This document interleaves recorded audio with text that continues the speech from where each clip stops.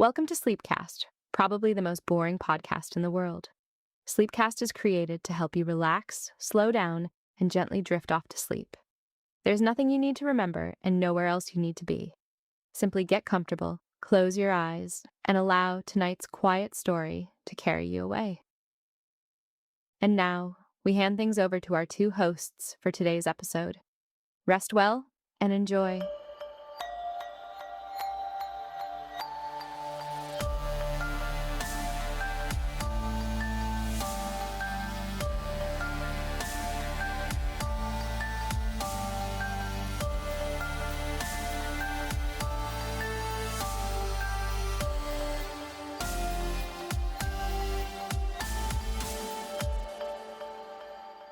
So I want you to picture a desolate, dusty crater on Mars, just red dirt stretching out to this completely barren horizon. Right, total isolation. Exactly, total silence, except for this faint, high-pitched whine of machinery. Okay, I'm picturing it. And there's this tiny 4-pound autonomous helicopter. It's called Ingenuity. And it spins up its blades and actually takes flight in this atmosphere that is, thinner than anything we have here on Earth. Which is a miracle of engineering all on its own. It really is. But here is the detail that will absolutely break your brain. Taped to a little cable right beneath the solar panel of that Martian drone, there's a piece of muslin cloth. Oh, wow. Yeah, it's tiny, like the size of a postage stamp. And that cloth, it's actually from the wing of the 1903 Wright flyer. That is it gives you chills, honestly. It really does. So today, for everyone listening, we are tracing that exact chaotic journey. We are charting this explosive evolution of aviation, going from a 12-second hop on a sandy beach all the way to, dropping pieces of that very first plane onto an alien world. It's quite the timeline. Okay, let's unpack this. We definitely have a massive stack of sources to go through today because, the journey from that beach in North Carolina to the Jezero crater on Mars, it is basically paved with the stories of these daring barnstormers and ruthless post office bureaucrats. Right, the bureaucrats who somehow shaped everything. Exactly. And the brilliant minds who essentially invented air traffic control out of thin air, plus the engineers who used the absolute pressure cooker of World War II to birth the jet age.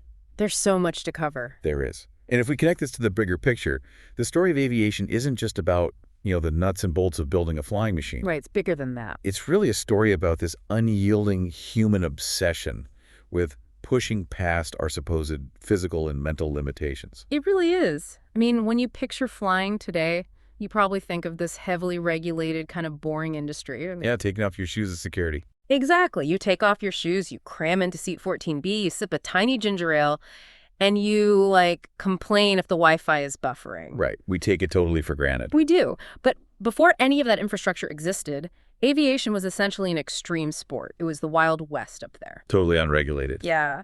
So to really understand how we got to Mars, we have to start with the people who risked absolutely everything just to prove that sustained flight was even physically possible. Which brings us to December 17th, 1903, Kill Devil Hills, near Kitty Hawk, North Carolina. Such a legendary spot. Right. This is where Orville and Wilbur Wright actually changed the course of human history. Two bicycle shop owners from Ohio. Two bicycle shop owners.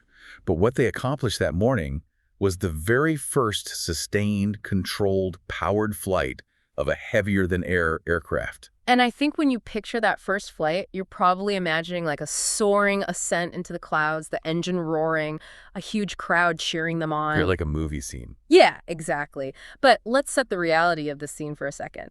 It is freezing cold. Bitterly cold. And it's incredibly windy. They specifically chose Kitty Hawk for the steady headwind, just to generate enough lift. They needed that natural wind assist. Right. And Orville is lying flat on his stomach on the lower wing of this frail-looking contraption made of spruce wood and cloth. Not exactly a comfortable first-class seat. No. And the flight, it lasted exactly 12 seconds. 12 seconds. That's it. That's it. It covered 120 feet. And to put that in perspective for everyone, 120 feet is actually shorter than the wingspan of a modern jumbo jet. Oh, that's wild to think about. Yeah, you could fit their entire historical flight path completely inside the cabin of a Boeing 747. And their top speed was, what, 6.8 miles per hour? Yeah, 6.8. That is literally a brisk walk, maybe a light jog if you're feeling ambitious. And the absolute highest they got off that sandy ground was only about 10 feet. But it completely changed the world forever. And, reading through these sources, something really jumped out at me. The Wright brothers were not the only ones trying to figure this out. Oh, not at all. It was an international race. Right. There were leading designers, prominent scientists, teams with massive government funding, all trying to crack the problem of flight. So I just have to ask, why did two guys who fixed flat tires on bicycles for a living succeed where, the greatest scientific minds of the era totally failed? That's a great question. And it really came down to a fundamental difference in how they viewed the physics of moving through a fluid medium. Okay. How so? Well, the other prominent inventors of the time, they were essentially trying to build a ship that could float in the air. Like a boat in the sky. Exactly. They were approaching it with this mindset of sheer brute force. The prevailing logic was, hey, if we just build a big enough wing and we bolt a powerful enough engine to it, it will eventually fly. So they just wanted to push it through the air by force. Right. They thought about flight in 2 dimensions. They wanted a machine that was inherently stable, like a boat on a calm lake where you just turn a rudder left or right to steer. But the air isn't a calm lake. I mean, it's an ocean of invisible, turbulent currents. It's constantly shifting. Exactly. And this is where the bicycle background gave the Wright brothers their absolute superpower. Wait, really? The bicycles actually helped with the aerodynamics? Not the aerodynamics, but the control. Think about it. A bicycle is inherently unstable. True. If you just let go of a bicycle, it immediately falls over. The only way a bike stays upright is if a human being is actively balancing it, right? Constantly making these micro adjustments with their body weight and the handlebars. Oh, wow. Okay, I see where this is going. Orville and Wilbur understood that a flying machine would be exactly the same. You cannot build an inherently stable airplane that just plows through the turbulent air. You have to actively balance it in 3 dimensions. So they embraced the instability. Exactly. Their ultimate breakthrough, the thing that actually made flight possible, was the invention of 3-axis control. Okay, I know the terms are pitch, roll, and yaw from the notes, but break down what that actually means for someone sitting in the cockpit. Sure. Think of it like this. Yaw is turning the nose left or right, like steering a car. Okay, simple enough. Bit pitch is pointing the nose up toward the sky or down toward the ground. Right. But roll is a really tricky one. Roll is dipping one wing low and raising the other wing high. Like a seesaw? Kind of, yeah. The Wright brothers realized that to make a smooth, controlled turn in the air without just slipping sideways and crashing, you can't just steer left or right. You have to bank or roll into the turn. Just like you lean into a sharp turn on a bicycle. Bingo. Exactly like a bicycle. But how do you make a piece of wood and cloth do that in 1903? I mean, today planes have those little flaps on the back of the wings that move up and down. Right. Modern planes use ailerons. But the Wrights developed this system called wing warping. Wing warping, that sounds intense. It was. Imagine taking a long, empty cardboard box by the ends and twisting it with your hands. So one end twists up and the other end twists down. Okay. The Wrights rigged a system of cables attached to a wooden cradle. And the pilot actually laid their hips inside this cradle. Wait, their hips? Yes.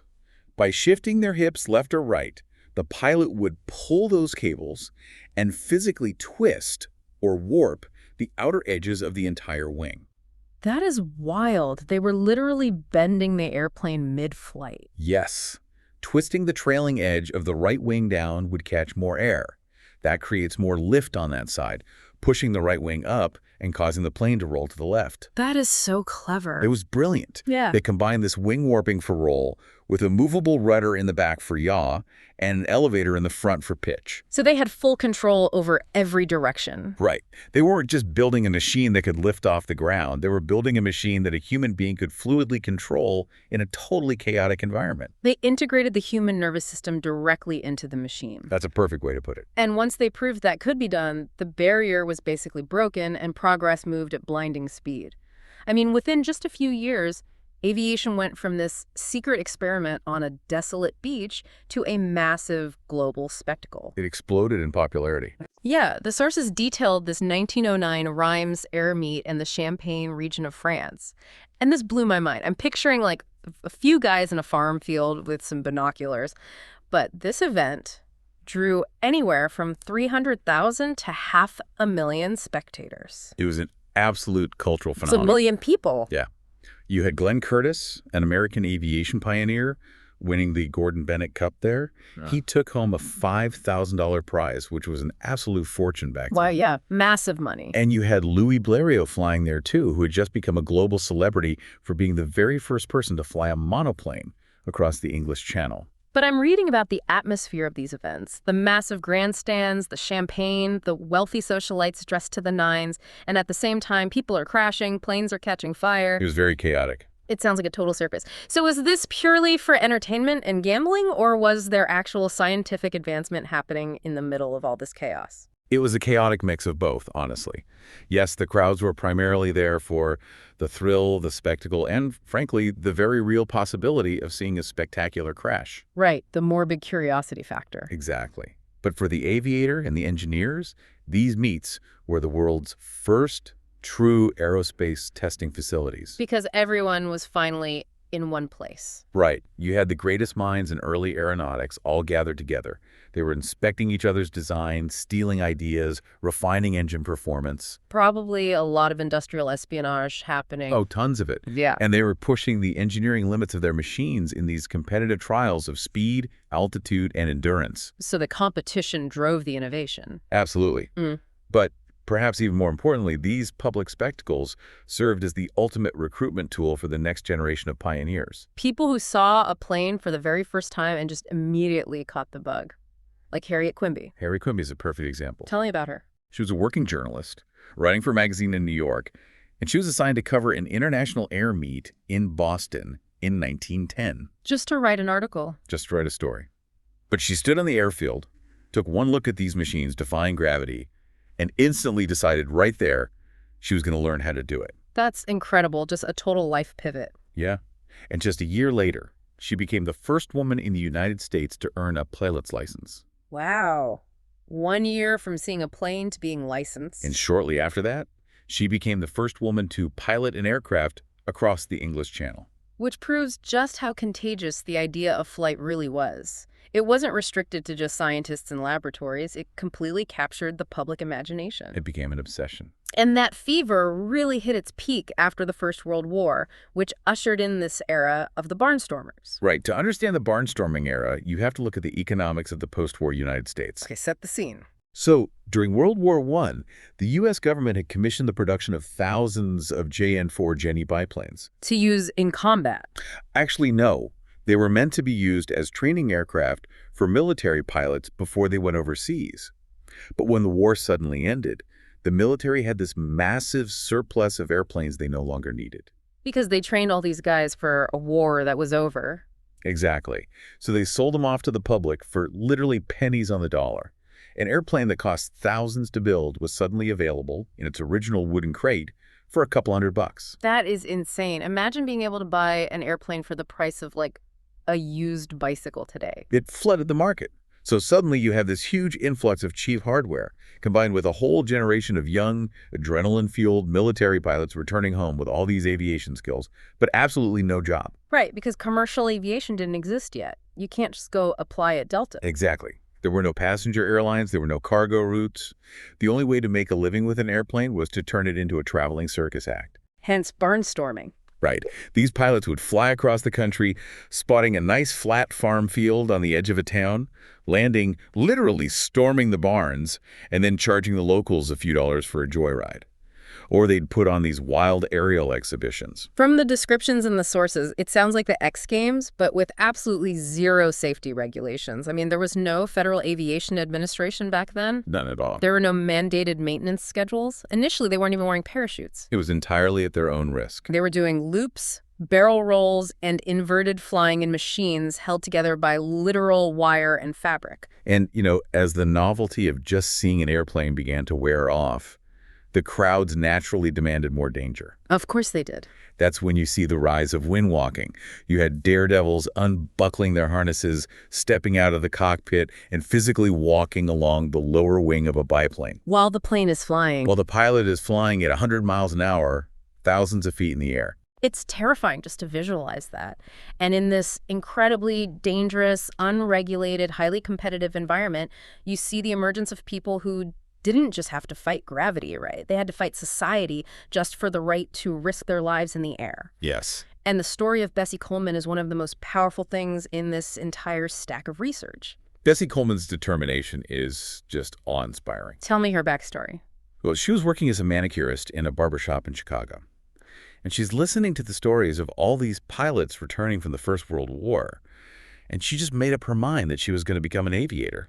But this was the early 1920s in America. Exactly. She was an African-American woman, so she faced an impenetrable double barrier of intense systemic racism and sexism. It must have been nearly impossible for her to even get a foot in the door. It was. She applied to flight schools all across the United States, and every single one of them flat out refused to teach her because of her race and her gender. I think most people would hit a wall like that and just accept defeat.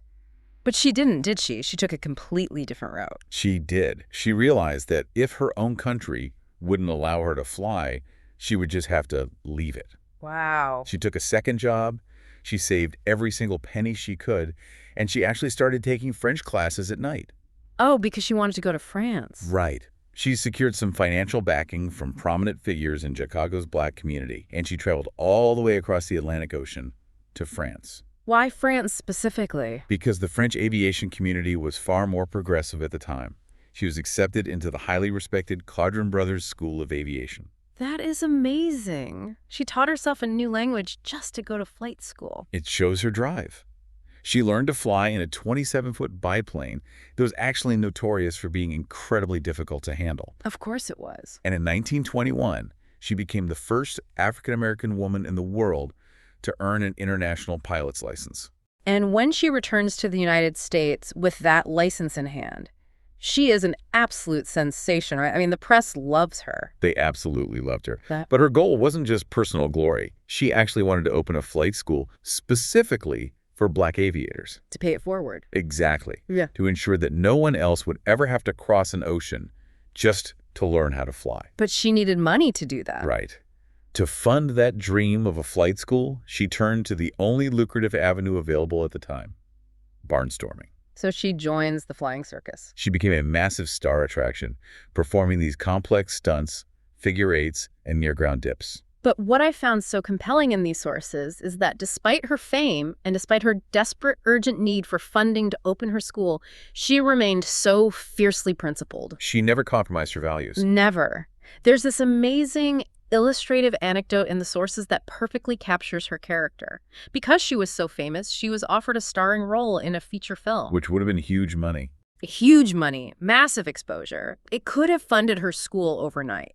But when she arrived on set and actually read the script, she discovered that the very first scene required her to appear in ragged clothing, leaning on a walking stick, just playing into this deeply demeaning racial stereotype. And she didn't hesitate for a second. She walked right off the set. Good for her. She declared to the press, "No Uncle Tom stuff for me." She absolutely refused to sacrifice her dignity or perpetuate those stereotypes for a paycheck. That takes so much integrity. And furthermore, she used her leverage as a star performer to actively fight segregation. Yeah. She explicitly put it in all of her contracts that she would refuse to perform at any air show where the crowds were segregated. Wow. Yeah, or where Black attendees were not allowed to enter through the main gates. So she was a pioneer in the sky, but she was truly a civil rights pioneer on the ground as well. Absolutely. But like so many of the early barnstormers, her story ends in tragedy. And the details of her accident are just a stark reminder of the razor-thin margin of error in early aviation. It really was. It was 1926. She was in Jacksonville, Florida, preparing for a major show. She had recently purchased a surplus Curtiss JN-4. Another Jenny. Right. And she went up for a test flight with her mechanic piloting the plane. Bessie was sitting in the other seat, and because she was planning a parachute jump for the next day's performance, she was leaning over the edge of the open cockpit, peering down to scout a suitable landing site. And because she was leaning so far out to see over the wing, she didn't have her seatbelt buckled. Exactly. And without any warning, the plane suddenly accelerated into a steep nosedive, and then it flipped into a violent tailspin. What caused it? Did the engine fail? We later learned that a stray wrench, Just a tool that had been left loose in the cockpit had slid around and physically jammed the control gears. Are you kidding me? A stray wrench. Yes. With the plane suddenly upside down and spinning violently, Bessie, who was unbuckled, was thrown from the open cockpit at 2,000 feet. She died instantly upon impact with the ground. It's absolutely heartbreaking. One tiny mistake. A dropped wrench, and the incredible momentum she was building was just cut short. It was a massive loss for aviation. Yeah, But her legacy was definitely cemented. She inspired an entire generation of aviators. she certainly did, and the fight to push the boundaries of what women could achieve in the air obviously continued. Which brings us to perhaps the most famous name of the era, Amelia Earhart. Earhart is such a fascinating figure because she really bridged the gap between the wild daredevil era and the more calculated industrial era of aviation that was coming next. Yeah. She was a natural pilot who was constantly pushing boundaries. Interestingly, though, before she became famous for flying fixed-wing airplanes across oceans, she actually started out setting altitude records in an autogyro. Okay, I had to look up what an autogyro actually was, because I Yeah. had no idea. It looks like this bizarre hybrid between an airplane and a helicopter. That's actually a really good way to describe it. It has a standard airplane engine and a regular propeller in the front for forward thrust. But instead of large fixed wings, it has these unpowered rotor blades on top that just spin freely as the air moves through them. So the top blades aren't powered by the engine. Nope. The forward motion pushes air up through the unpowered blades, which makes them spin, and that spinning is what creates the lift. That sounds incredibly complicated to fly. They were notoriously tricky to fly because the aerodynamics were completely different from a standard airplane. But the sources note that Earhart mastered the autogyro in just 15 minutes of instruction. 15 minutes? I mean, it takes me longer than that to figure out how to connect my laptop to a new printer. She just had this innate feel for the air. And that skill brought her immense fame in 1928 when she became the first woman to fly across the Atlantic Ocean. But wait, on that first flight, she wasn't the one flying, right? Correct. On that specific 1928 flight, she was only a passenger. She was keeping the flight log while two men piloted the plane. Which she wasn't too happy about. Not at all. She famously remarked that she felt like a sack of potatoes on that trip. She wasn't content with just being along for the ride. She wanted to prove her own mastery. So she decides to do it herself. Exactly. 4 years later, in 1932, she set out to fly the Atlantic solo and nonstop. And the mechanical reality of that solo flight sounds like an absolute nightmare. She was flying a Lockheed Vega, completely alone, in a tiny, freezing, vibrating metal box over the dark ocean. Just her and the machine. And almost immediately, things started going wrong. The elements were working against her right from the start. First, she ran into a massive storm system. Then, her altimeter, the instrument that actually tells a pilot how high they are flying it, completely failed. So she is flying through heavy clouds, over the open ocean, in the pitch dark, and she literally doesn't know her altitude. She has no idea how far away the water is. That is terrifying. But the ice is what really gets me in this story. The sources describe ice forming on the wings of her plane. Let's explain why that is such a critical emergency. It's not just that the plane gets heavy from the ice, right? The weight is definitely a problem, but you're right, it's not the main problem. An airplane wing generates lift because of its very specific curved shape, the airfoil. Okay. As the plane moves forward, the air travels faster over the curved top of the wing. That creates lower air pressure above the wing, which physically sucks the wing upward into the sky. So the shape is everything. Exactly. When ice forms on the leading edge of a wing, it fundamentally changes the shape of that airfoil. The air can no longer flow smoothly, it becomes turbulent and separates from the wing. You lose lift and you stall. You fall out of the sky. Basically, yes. So she is sitting there in the dark, watching ice accumulate on the glass, knowing that the physical laws keeping her in the air are slowly failing. What did she even do? She had to rely purely on instinct. Knowing her altimeter was completely broken, she intentionally dropped the nose of the plane and dove toward the ocean. On purpose. Yes, hoping that the air closer to the sea level would be warm enough to melt the ice before she actually hit the water. That is insane. She pulled out of the dive so close to the ocean that she could actually see the white caps on the waves in the darkness. Oh my God. And as the ice finally melted, a new problem arose. A weld on her exhaust manifold cracked, and she had literal flames spewing out of the side of her engine cowl. So her engine is on fire now. There are flames illuminating the darkness for hours. Oh. But she kept flying. She held it together, and she landed in a pasture in Northern Ireland, What a legend. becoming the second person ever, after Charles Lindbergh, and the very first woman to make a solo, non-stop transatlantic crossing. What's fascinating here, though, is that Earhart wasn't just a daredevil who thrived on near-death experiences. She was highly strategic. Oh, she was brilliant. She understood that if aviation was ever going to become more than just a dangerous spectacle, it had to be normalized. The general public had to view it as safe, practical, and, honestly, even elegant. Yes, she was a brilliant entrepreneur and marketer. She recognized that the public perception of flying was heavily tied to that image of the grease-stained, leather-clad daredevil. Right, the guy with the goggles and the scarf. Exactly. And that image was great for selling newspapers, but it was absolutely terrible for convincing a family to buy a ticket on an airplane. So she starts building what we would basically call today a lifestyle brand. That's exactly what it was. She designed a line of highly functional, stylish women's clothing. She created dresses, blouses, and travel suits that were practical enough for a woman to fly in, but elegant enough to wear at dinner right upon landing. Which sent a huge message to the public. Right, like flying is normal, flying is chic. She also recognized that heavy leather trunks were terrible for airplanes because of weight restrictions. So she actually designed a line of lightweight, canvas-covered plywood luggage specifically marketed for this new era of air travel. She was literally designing the accessories for the jet age before jets even existed. And furthermore, she organized and became the very first president of the 99s, which was an organization dedicated to providing mentorship and advancing the careers of female pilots. She was actively building the cultural infrastructure for commercial air travel. She was absolutely preparing the public for a future in the sky. But, as we know, cultural acceptance is really only one half of the equation. True. As we move from the barnstorming era into the birth of commercial airlines, we hit this really hard truth. You cannot build a global, reliable transportation network on charisma, loop-the-loops, and canvas luggage alone. No matter how nice the luggage is. Right.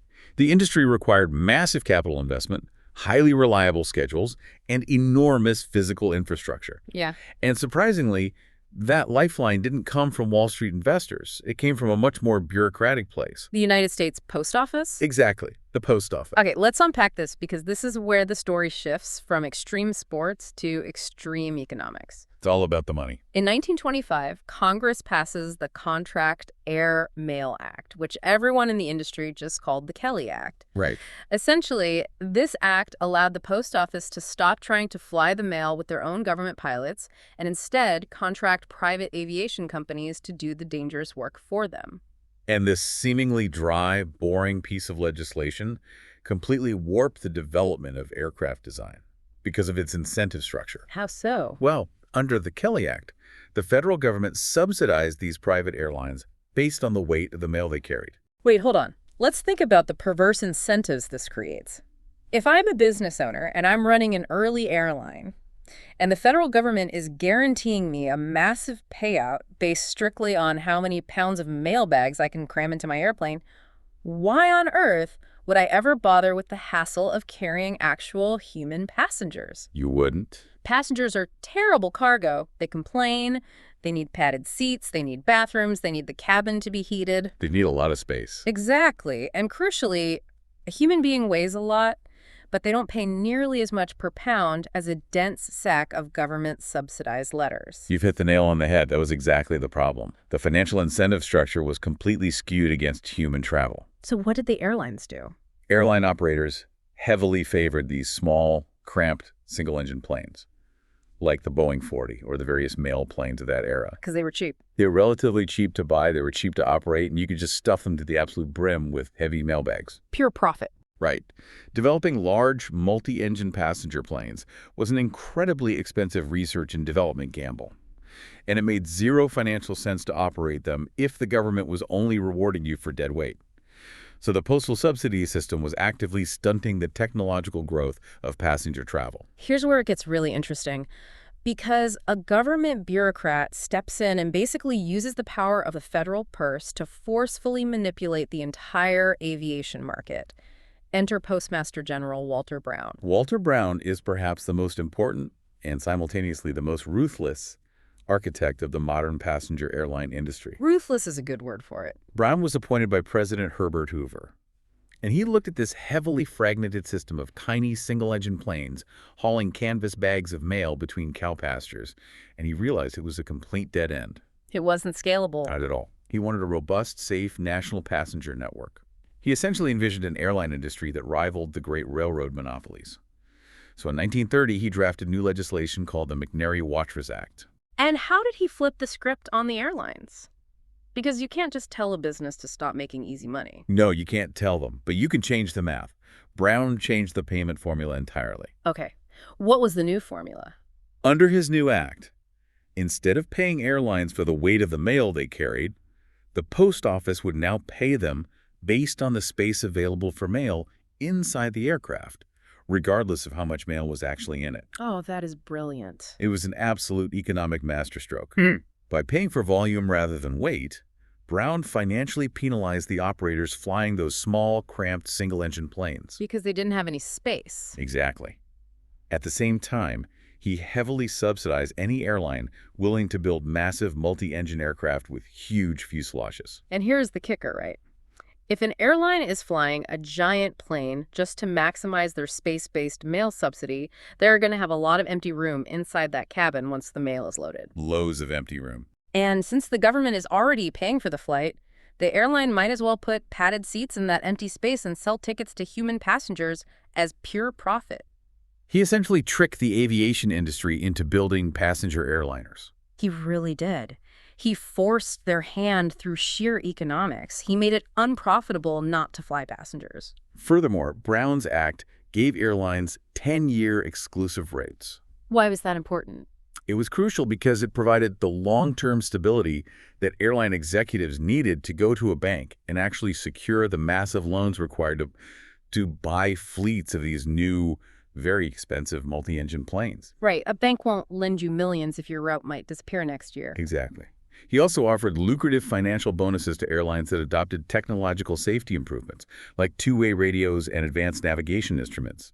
He was demanding safety, capacity, and scale. But he wasn't exactly asking politely, was he? I mean, the sources detail these closed-door meetings in May 1930 that critics and the press furiously dubbed the spoils conferences. No, Brown was incredibly heavy-handed, honestly, borderline dictatorial. What happened in those meetings? He believed that the industry was too fragmented, populated by way too many small, underfunded, and frankly dangerous operators.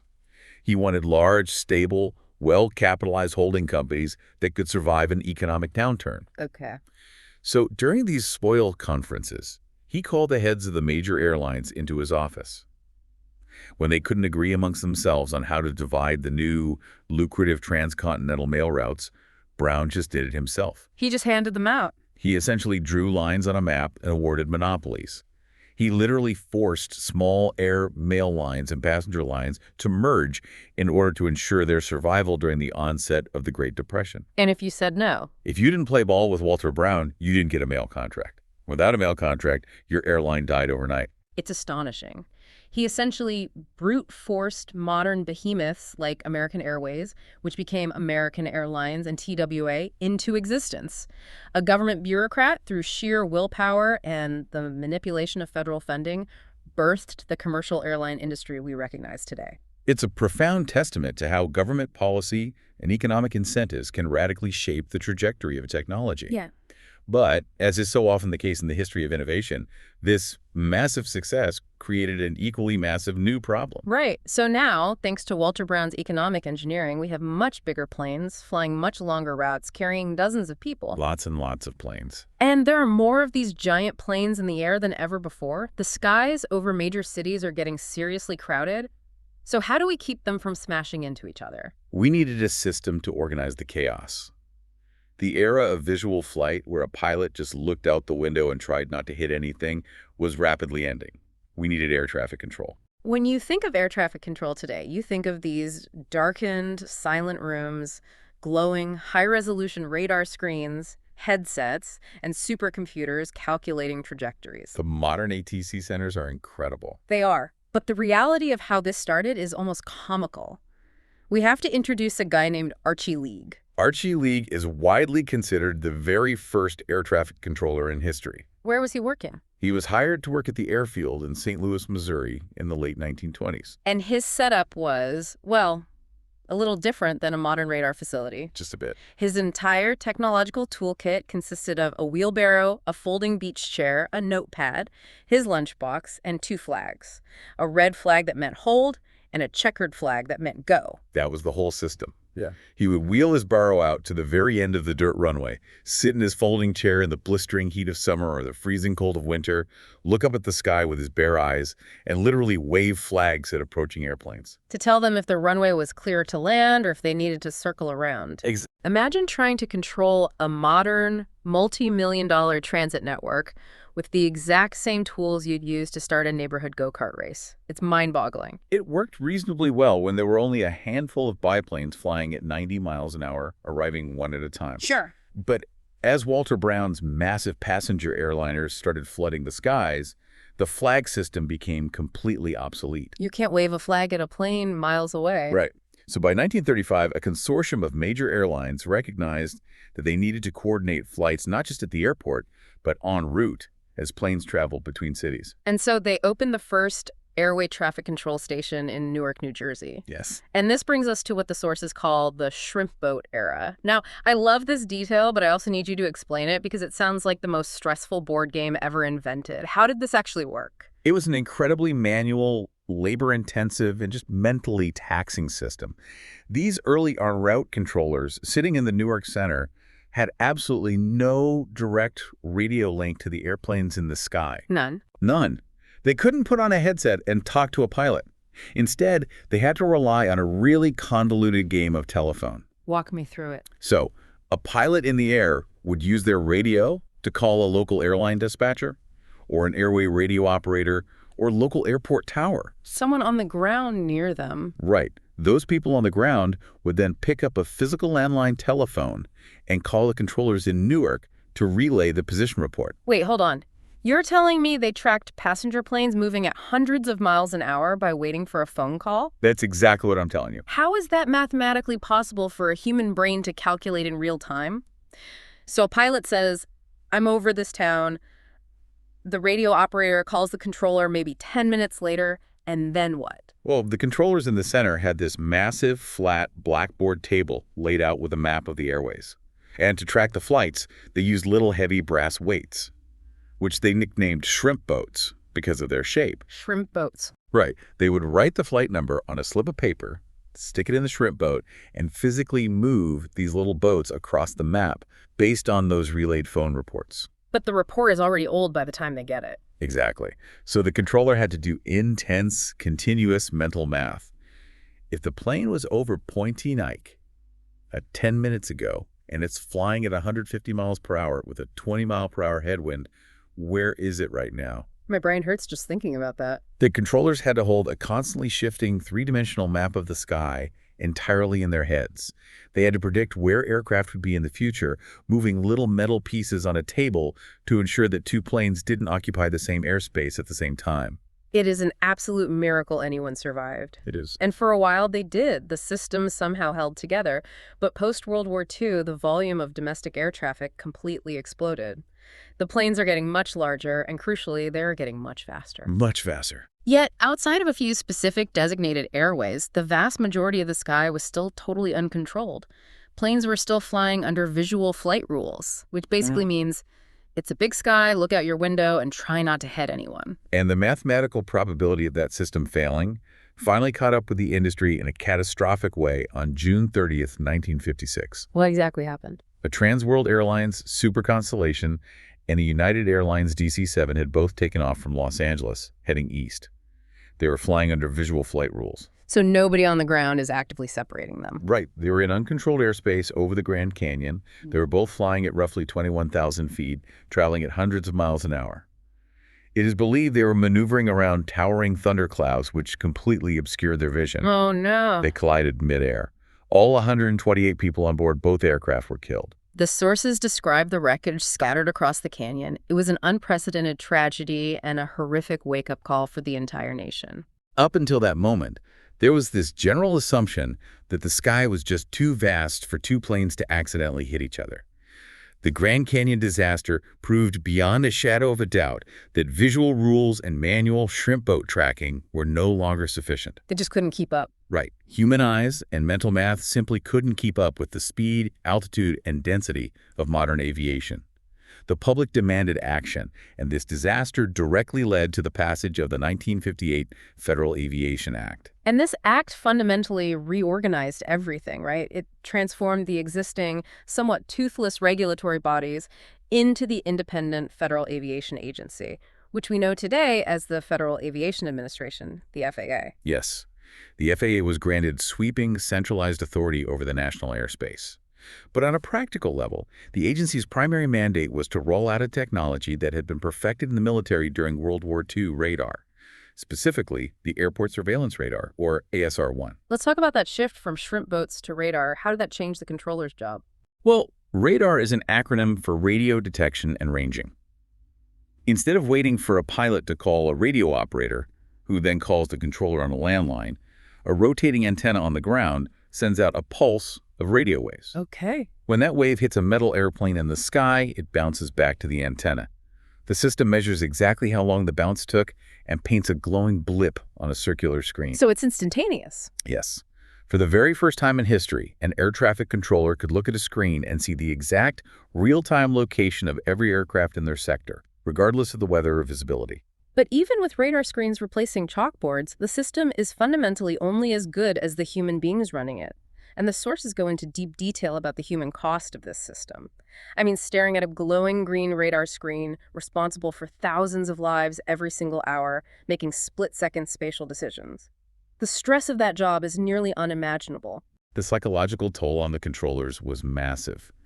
They were dealing with outdated equipment, mandatory overtime, and the crushing daily anxiety of knowing a single mistake meant mass casualties. You can't just have a bad day at work when you're an air traffic controller. No, you can't. That intense stress, coupled with demands for better working conditions, modernized equipment, and a reduced work week, led to the heavy unionization of the workforce, most notably under the Professional Air Traffic Controllers Organization, or PATI-ECO. Which sets the stage for one of the most pivotal defining moments in the history of the FAA and federal labor relations in general. In August 1981, after months of really tense, failed contract negotiations with the government, approximately 12,300 PATI-ECO members went on strike. They walked out of the radar rooms and off the job, Instantly grounding over a third of the nation's commercial flights and throwing the entire transportation network into utter chaos. It was a massive disruption to the national economy. It was.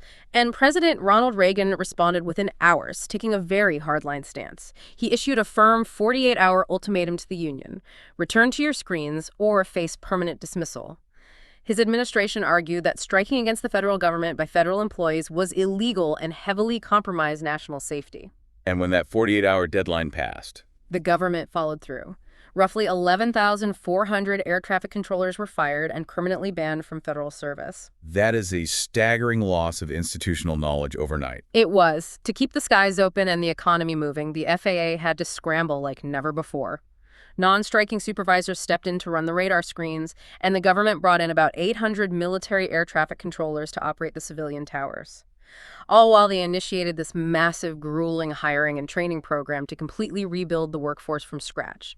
It completely reset the labor landscape of the FAA and forced a rapid evolution in how the national airspace system was managed during a crisis. And the PATSCO strike highlights a really crucial, enduring reality here. No matter how advanced the technology gets, from Archie League's flags to shrimp boats to advanced radar displays, aviation fundamentally relies on human performance and human resilience. Absolutely. Now, speaking of advanced technology, while the government was trying to figure out how to safely route passenger planes and keep the labor force intact, engineers in secretive laboratories were radically changing what those planes were actually capable of doing. They were pushing the speed limits. Exactly. To understand how civilian planes suddenly got so fast that they needed that radar network, we have to rewind slightly to the technological pressure cooker of World War II. World War II served as an intense, unprecedented crucible for aeronautical engineering. The survival of entire nations literally depended on a very simple metric: who could fly higher, faster, and farther than the enemy. It was an arms race in the sky. It was, and a massive amount of that technological leap occurred not on a battlefield, but inside a building in Cleveland, Ohio, at NASA's Altitude Wind Tunnel, or the EAWT. The AWT was built by the Aircraft Engine Research Laboratory, and its initial mission was to solve a massive, critical problem with the U.S. military's most important new bomber, the B-29 Superfortress. The B-29 was an absolute behemoth of engineering. It was the most expensive weapons project of the entire war, even more expensive than the Manhattan Project. Really? I didn't know that. Oh yeah, massively expensive. It was specifically designed to fly at incredibly high altitudes, up to 40,000 feet, so it could fly comfortably above enemy anti-aircraft fire and interceptor fighters. Makes sense. Fly higher than the bullets can reach. Right. But it was powered by 4 massive Curtiss-Wright R-3350 reciprocating piston engines. And when the B-29 actually tried to climb to those high altitudes during testing, the engines were literally overheating, catching fire, and destroying themselves. They were burning up before they even saw combat. But wait, why was this happening? I mean, if it's 40,000 feet up, it's freezing up there, right? Shouldn't the engine run cooler in the cold? It's highly counterintuitive. A piston engine, just like the engine in an older car, needs oxygen to mix with the gasoline in order to burn and create power. Right, combustion. At 40,000 feet, the air is incredibly thin. It lacks density. So think of it like trying to run a full sprint marathon while breathing through a cocktail straw. You just can't get enough air in. The engine cylinders are literally starving for oxygen. Because the air is so thin, the fuel-to-air mixture becomes totally inconsistent across the different cylinders of this massive engine. Some cylinders run too rich, some run too lean and violently hot. Okay, so it's a breathing problem. That, and furthermore, piston engines rely on air flowing over metal fins to carry heat away. Up high, the thin air just doesn't have the mass to absorb and carry away the immense heat the engine is generating. But you couldn't figure that out on a runway because on the ground the air is thick and the engine runs totally fine, hence the need for the altitude wind tunnel. Exactly. You had to bring the stratosphere down to the ground. How did they do that? The AWT was a marvel of industrial engineering. It was this massive steel loop. They could put an actual roaring B-29 engine inside this tunnel, seal it shut, turn on giant industrial refrigeration units and massive vacuum pumps, and perfectly simulate the exact freezing temperatures and the impossibly thin air of 40,000 feet, all while blasting wind over the engine at hundreds of miles an hour. By doing that, the researchers were finally able to see the invisible. They could see exactly how the thin air was failing to cool the metal. Right. They could run it until it failed in a safe environment. And to fix it, they devised a new direct fuel injection system to deliver the gasoline more evenly, preventing those hot spots. And they completely redesigned the baffles, the metal plates wrapped around the engine that physically direct the incoming airflow, forcing the thin, cold air precisely over the hottest parts of the cylinders. And it worked beautifully. They completely fixed the cooling issue. And as an incredible bonus, by optimizing how the engine breathed, their modifications actually boosted the B-29's fuel efficiency by 18%. 18%. That sounds like a small number if we're talking about a Prius, but in warfare, an 18% increase in fuel efficiency meant the bomber could carry thousands of extra pounds of bombs, fly hundreds of miles further into enemy territory, and actually have enough fuel to make it back to base. It completely changed the strategic map of the war. It did. But while the AWT was busy saving the piston engine, the sources reveal it was also secretly birthing its replacement, the jet engine. The piston engine had basically reached its absolute physical limits. To go faster, you needed a new paradigm. A whole new technology. Right. The British, with Frank Whittle, and the Germans were actually the first to develop working jet engines. But the U.S. military secretly brought over Whittle's design and handed it to General Electric to develop a domestic version. So GE gets to work on it. GE built a prototype called the I-16 jet engine. They put it in the first American jet fighter, the Bell YP-59A. But early flight tests were completely underwhelming. The plane wasn't hitting the speeds they expected at all. It was underperforming. The military was panicked, so they brought the entire project to the AWT in Cleveland. And here is an illustrative anecdote from the sources that just highlights the sheer absurd scale of what these engineers were doing. The AWT wasn't just testing engines on a static metal stand. In 1944, they wanted to test this new GE I-16 jet engine. So they didn't just put the engine in the tunnel. They took an entire full-size Bell YP-59A fighter jet and hoisted it inside the wind tunnel. Entire plane. But the tunnel, even though it's huge, like 20 feet across, it wasn't quite wide enough for the plane's wingspan. So they literally had mechanics take hacksaws and chop the wingtips and the tail off the airplane just to cram the fuselage inside the test section. It sounds absurd, almost like a cartoon, but there was a deeply scientific aerodynamic reason for doing it. See, I don't get that. I was totally going to push back on this while reading the notes. Why destroy the plane to put it in a wind tunnel? Why not just put the engine on a desk, hook up some sensors, blow air at it, and turn it on? Because a jet engine doesn't operate in a vacuum. It doesn't operate on a desk. An engine behaves completely differently when it's buried inside the metal fuselage of an airplane, with air rushing into specific curved intake ducts, wrapping around the body of the plane and interacting with the aerodynamic drag of the wings. Oh, so the environment around the engine matters just as much. Exactly. By testing the full aircraft in the AWT, the engineers discovered that the problem wasn't the engine itself. The problem was how the airplane was delivering air to the engine. How do you mean? They realized that the air intakes on the YP-59A were poorly designed.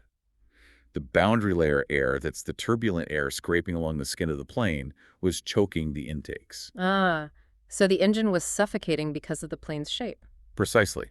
By redesigning the boundary layer ducts and modifying the cooling seals on the actual plane inside the tunnel, they smoothed out the airflow.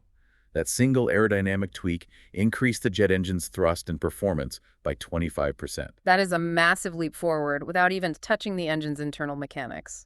It's huge. That's And it. they didn't stop there. No, the AWT became the ultimate proving ground for the jet age.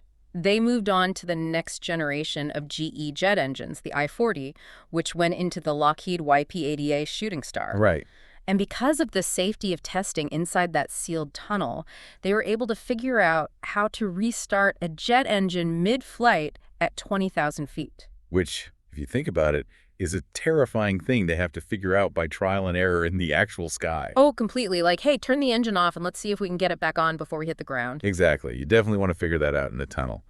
They also studied windmilling drag. What is windmills? It's analyzing exactly what happens aerodynamically when a jet engine fails, and the rushing air forces the internal turbine blades to spin freely against the dead engine.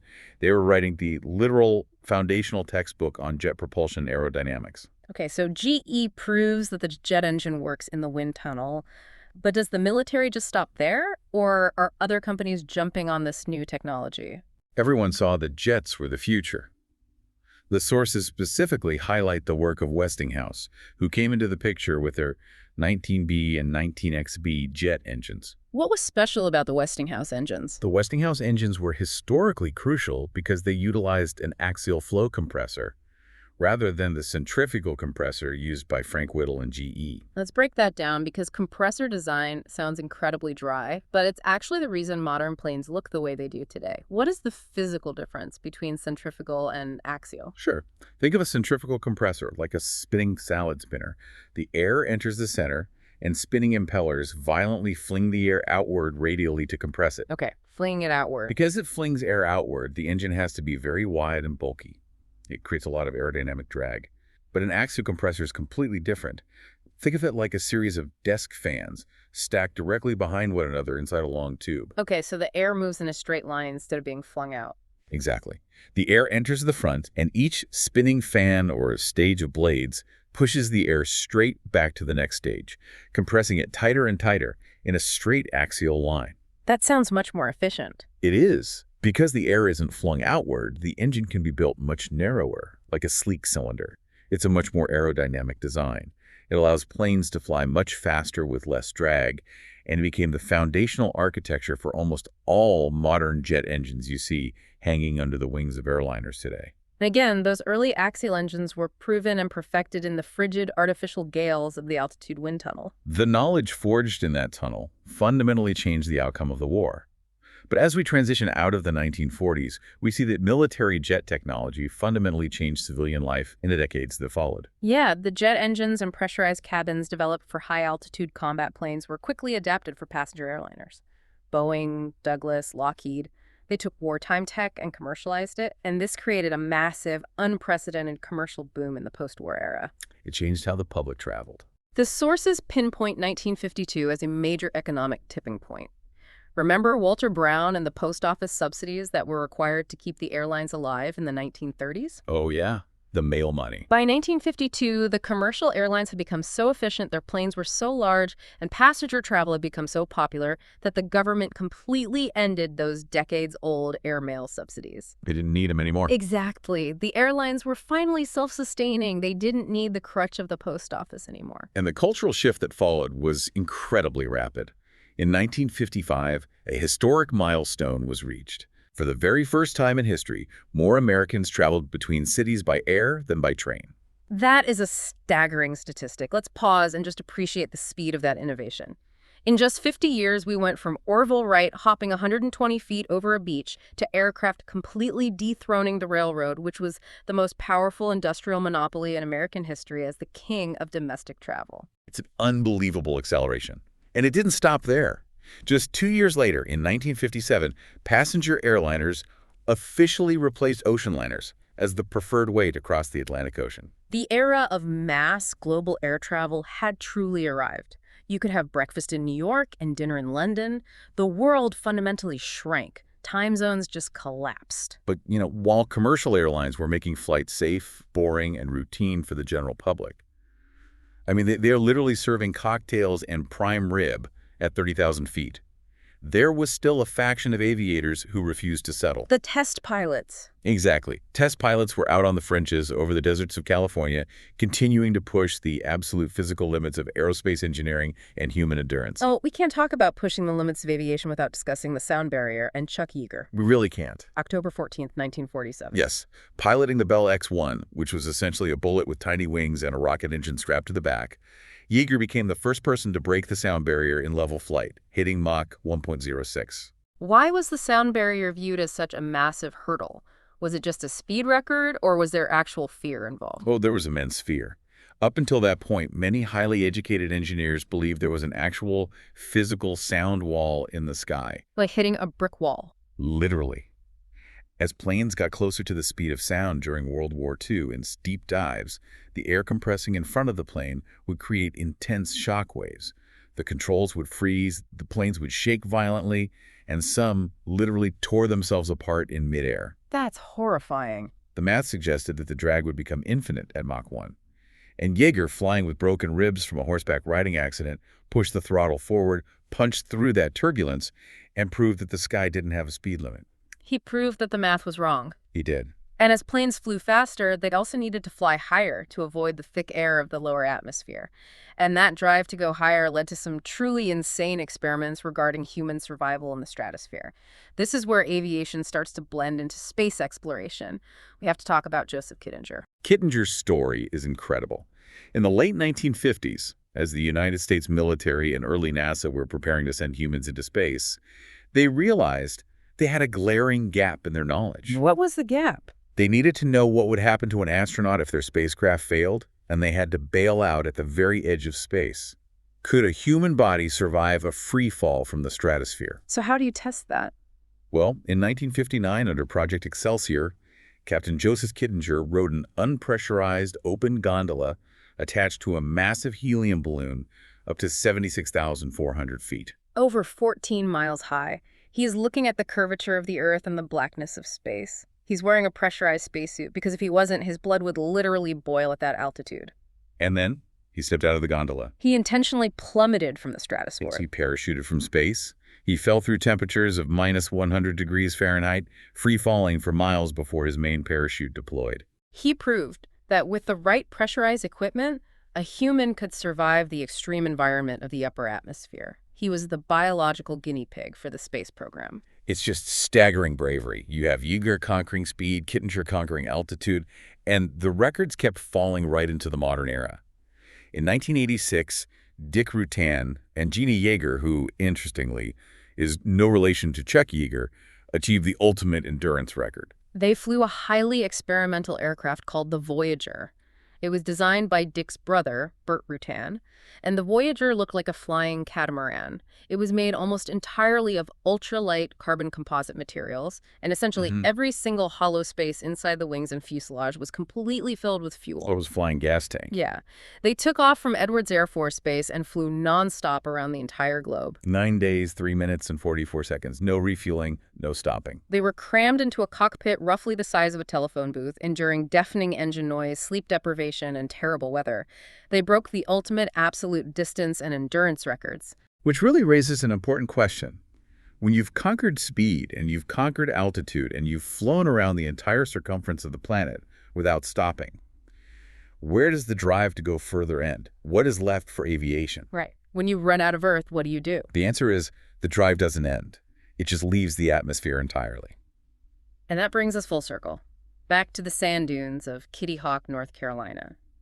Because that frail, unstable machine made of spruce wood and muslin cloth in 1903 didn't just change Earth, it eventually went to the stars. The reverence that modern astronauts hold for the Wright brothers is profound and deeply moving. It really is. When Neil Armstrong and Buzz Aldrin went to the moon on Apollo 11 in 1969, Armstrong, who, just like the Wright brothers, was a native of Ohio, carried something very special in his personal preference kit. He carried a small piece of wood from the left propeller of the 1903 Flyer and a piece of that original muslin fabric. He left humanity's first footprints in the lunar dust carrying a piece of the very first airplane in his pocket. It's incredible. And it wasn't the only time. The sources show this is a tradition. Astronaut Michael J. Smith took pieces of the Flyer on the tragic Space Shuttle Challenger mission in 1986. And incredibly, those delicate pieces of the Wright Flyer were actually recovered from the ocean wreckage. John Glenn took pieces on his STS-95 space shuttle flight in 1998. And as we mentioned at the very top of this deep dive, a piece of that original wing fabric is currently sitting in the Jezero crater on Mars. It was securely taped to the cable of the Ingenuity helicopter, an autonomous drone that completed an astonishing 67 flights in the freezing, thin Martian atmosphere before its mission finally ended. Think about the technological arc of that. From a 12-second hop on a beach on Earth, guided by a pilot literally shifting his hips in a cradle, to 67 autonomous drone flights on a completely different planet, hundreds of millions of miles away. So what does this all mean? When we look back at this chaotic stack of history, what is the takeaway? It means that the horizon is never fixed. Every time we think we've hit a wall, whether it's the physical laws of lift, the economics of passenger travel, the chaos of air traffic, or the sound barrier, human ingenuity always finds a way through it. We adapt. We've gone from Archie League, standing in a dirt field waving a red flag at biplanes, to automated next-gen GPS tracking systems, managing tens of thousands of commercial flights every single day. We've gone from the frail Jenny Barnstormers to supersonic jets. So as we look toward the imminent reality of the next era, commercial spaceports, advanced air mobility, autonomous flying taxis over our cities, and eventual interplanetary transport, it makes you wonder what the flags and wheelbarrows of tomorrow will look like. How do you manage a traffic jam of commercial spacecraft in low Earth orbit? That is the next great challenge. It really is. And it makes you wonder, how long will it be until a piece of that Mars Ingenuity helicopter is clipped to the hull of a spacecraft, embarking on humanity's first manned flight to another star system? If the history of aviation tells us anything, it's not a question of if, it's only a question of when. Thank you so much for joining us on this deep dive into the archives today. We hope we've given you some new perspectives on the incredible, relentless journey of flight. Until next time, keep looking up.